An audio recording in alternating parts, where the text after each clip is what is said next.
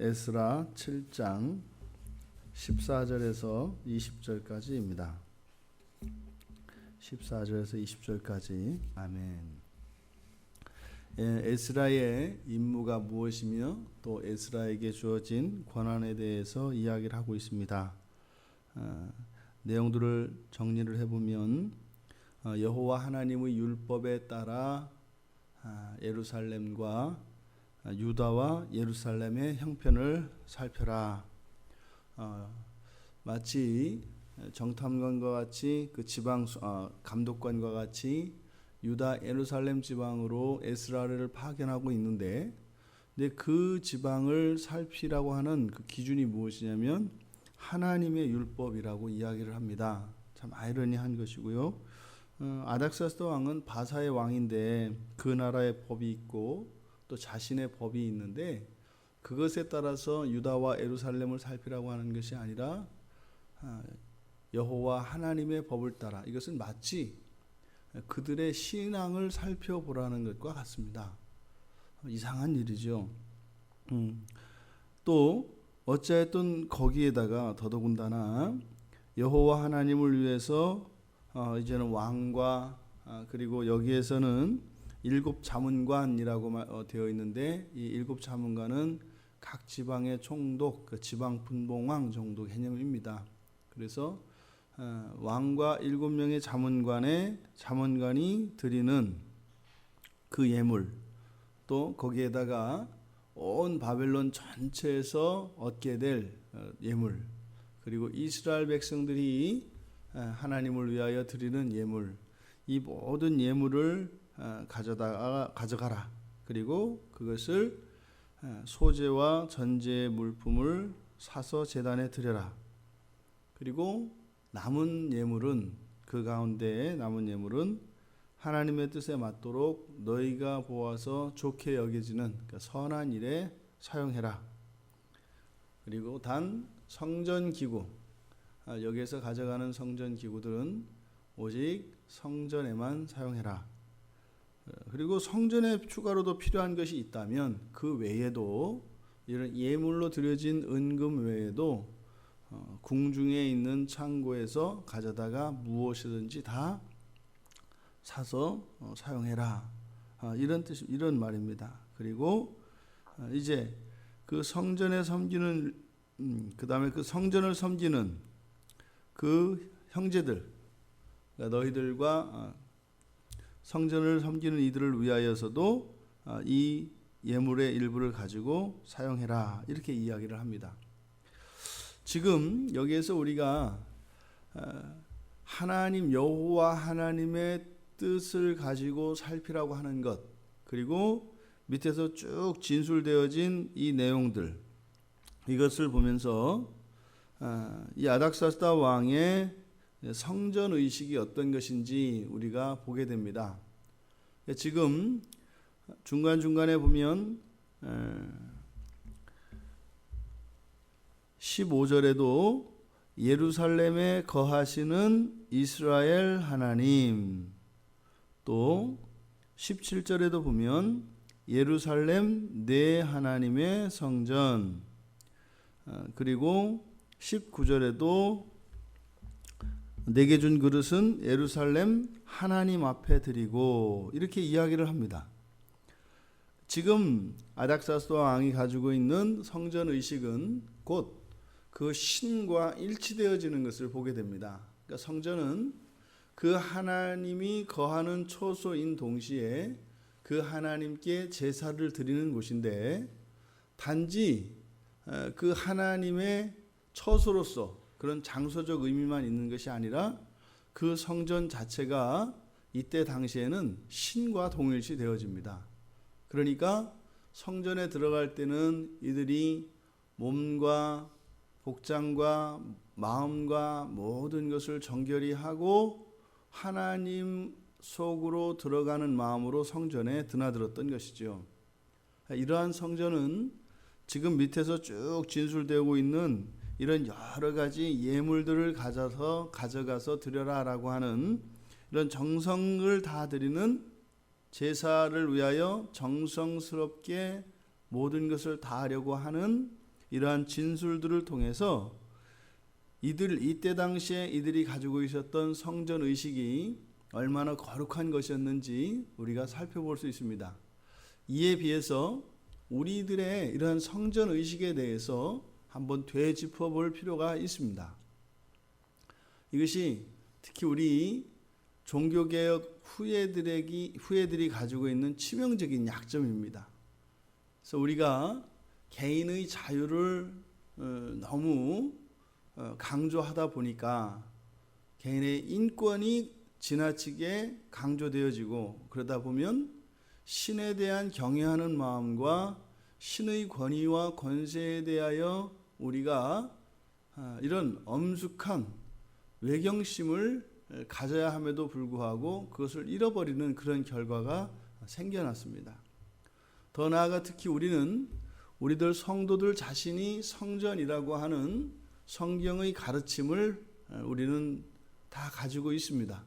그러면 우리의 몸을 그 성전으로 대해야 하며 성전의식의 우리의 몸에 대해서 가져야 할 것인데, 그렇지 못하다는 것을 우리가 시인하지 않을 수가 없습니다.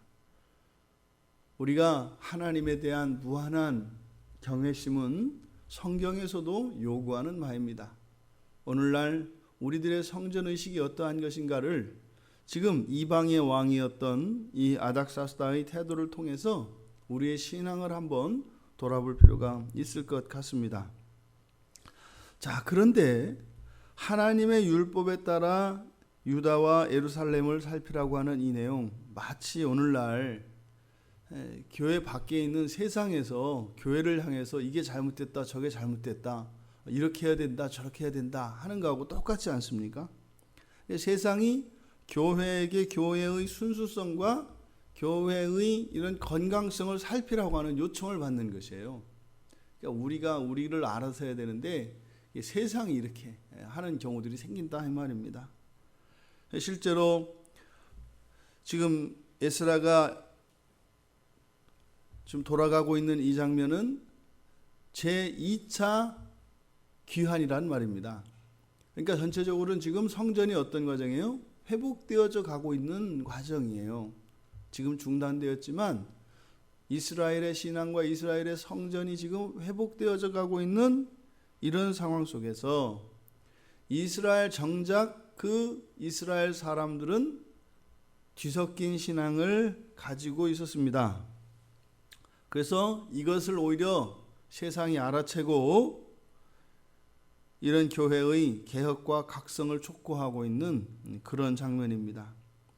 누가 이걸 시켰느냐의 문제보다 더 중요한 것은 그 기준입니다.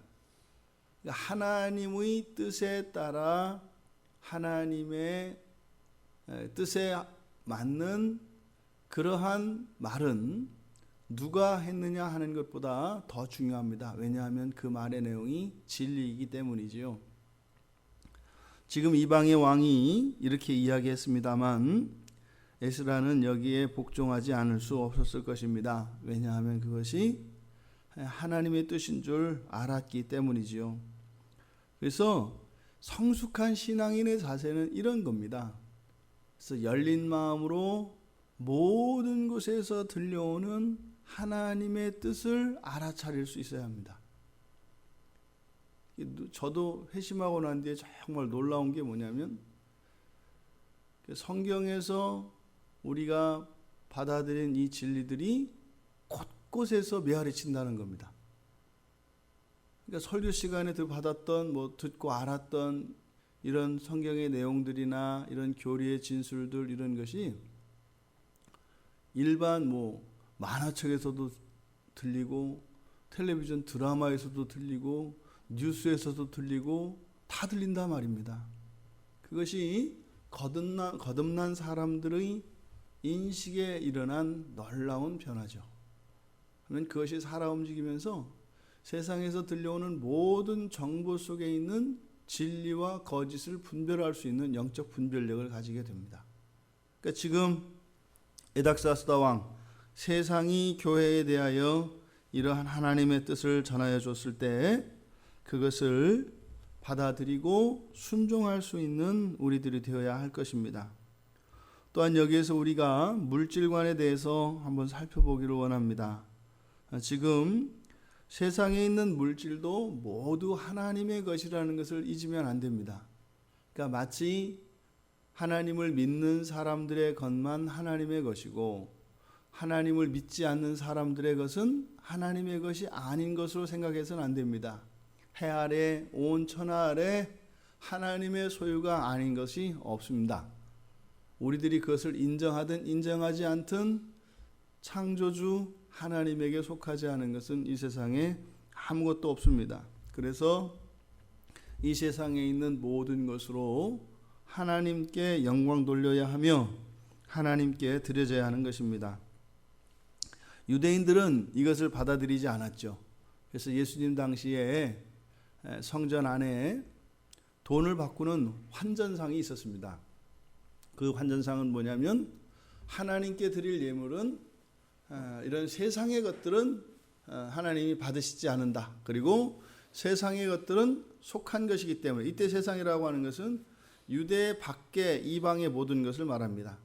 그래서 성전에 드릴 때는 이 히브리 돈, 이스라엘의 돈으로만 성전에 예물을 드릴 수가 있었습니다. 근데 이들이 사용할 때는 로마 제국 아래 살았으니까 로마의 화폐를 사용했단 말입니다. 그러면 그것을 이스라엘 돈으로, 그러니까 속된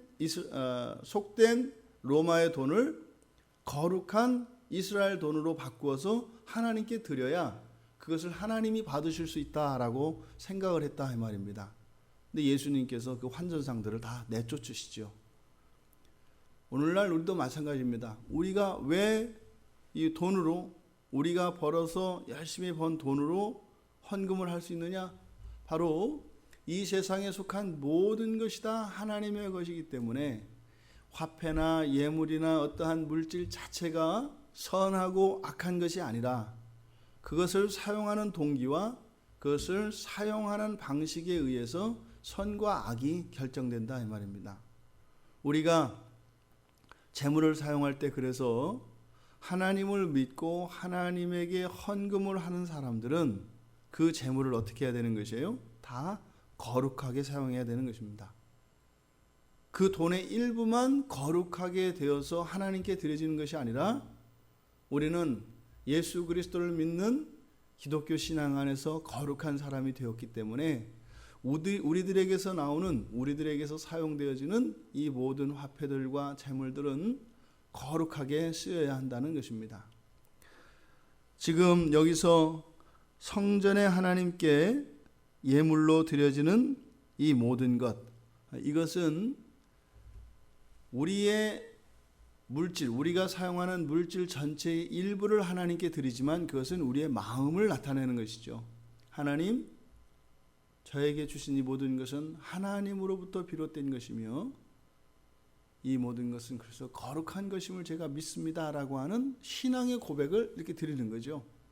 그러면 그것이 참다운 신앙의 고백이라면 이제는 교회를 떠나가 삶의 자리에서도 그렇게 거룩하게 그 돈을 사용해야 되는 것입니다. 그래서 그리스도인들의 재정은 드려지는 헌금과 같이 거룩하게 벌어져야 되고 거룩하게 쓰여져야 한다 이 말입니다. 우리가 오늘 본문 말씀을 통해서 이 성전 의식이 어떠한 것인지, 또한 이 성전을 섬기기 위하여 이들이 사용하였던 이 예물들, 그래서 이런 재물관에 대해서 우리가 한번 살펴보았습니다. 또한 여기서 한 가지 제가 빠뜨린 것이 19절에 보면 내 하나님의 성전에서 섬기는 일을 위하여 16절 18절이군요. 18절에서 너와 너의 형제가 좋게 여기는 일에 너희 하나님의 뜻에 따라 쓸지며, 그래서 교회의 재정들이 사용되어질 때 그것으로 보통 우리가 구제를 하고 여러 가지 선교의 일들을 하고 하는 이런 원리들이 구약이나 신약이나 동일한 원리에 의해서 그렇게 사용되어지는 것입니다. 부디 우리들에게 주신 그 하나님의 그 재물이 우리들에 의해서 거룩하게 되어진다는 것을 늘 기억하시고, 우리의 이런 소비 활동 그리고 생산 활동에 있어서 우리들은 하나님의 자녀들로서 하나님의 거룩하심을 드러내야 되는 사람들인 것을 늘 기억하시기 바랍니다.